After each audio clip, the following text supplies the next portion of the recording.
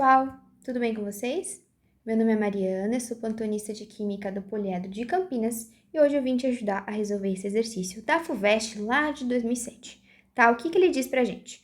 Um centro de pesquisa nuclear possui um síncrotron que produz radioisótopos para exames de tomografia. Um desses radioisótopos, é o flúor 18, com meia-vida de aproximadamente 1h30, muito importante essa informação, é separado em doses de acordo com o intervalo de tempo entre sua preparação e o início previsto para o exame.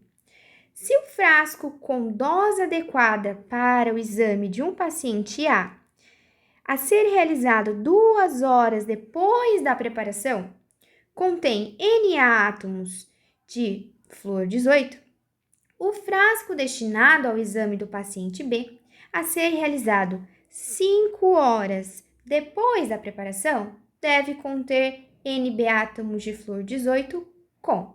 Então, galera, é isso que eu li para vocês.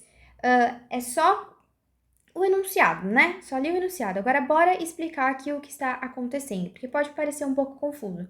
Qual que é a ideia aqui? Para você fazer um exame de tomografia, você vai precisar ingerir esse radioisótopo.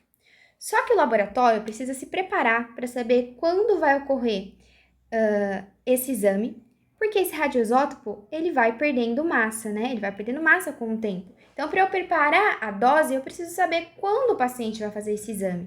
E aí ele dá pra gente um exemplo de 2 pacientes, ó, o paciente A, que vai fazer o exame daqui 2 horas, e o paciente B, que vai fazer o exame dali 5 horas.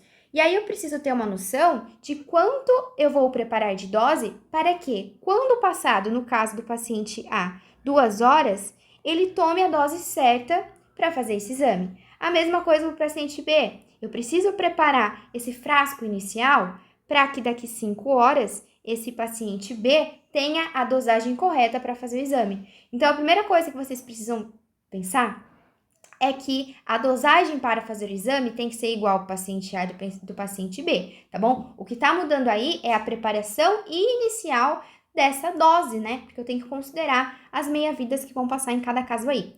Vamos olhar para o paciente A, gente. Para o paciente A, vai passar 2 horas, então ele vai fazer o exame só daqui 2 horas. Em 2 horas, quantas meia-vidas se passaram? Passou apenas uma meia-vida, né? Não vou escrever assim, senão vai confundir vocês. Se passou pelo menos uma meia-vida. E eu indiquei aqui embaixo para vocês. Por quê? Porque como são 2 horas e cada meia-vida é 1h30, né? Nesse período de 2 horas vai se passar apenas uma meia-vida. Então, se eu começar com uma quantidade inicial nesse frasco de Na, né? Que ele até fala, ó, contém N átomos de flúor 18. Nessa meia-vida, uma meia-vida que vai se passar, para que esse paciente possa fazer o exame, eu vou ter uma quantidade ali de átomos que vai ser Na sobre 2, certo? Passou só uma meia-vida, então Na sobre 2. Então, isso aqui é a quantidade que o paciente deve ingerir, a dose que o paciente deve ingerir, não importa qual paciente, tá? Que ele deve ingerir para fazer esse exame, tá bom? Vamos ver o paciente B? No paciente B, eu também tenho que começar com uma quantidade ali que eu vou preparar, certo? Para esse paciente. Só que eu tenho que considerar essas 5 horas. Nessas 5 horas, gente, quantas meia-vidas vão se passar? Se passam, tá? 3 meias-vidas. Aí. Por quê? 3 meia-vidas vão dar exatamente 4 horas e meia. Então, para ter uma quarta, né? Precisaria aí de 6 horas, o que eu não tenho. Então, eu sei que, na verdade, se passaram apenas 3 meia-vidas. Então, se eu fizer o decaimento para esses carinhas aqui, vai dar um negócio assim, né?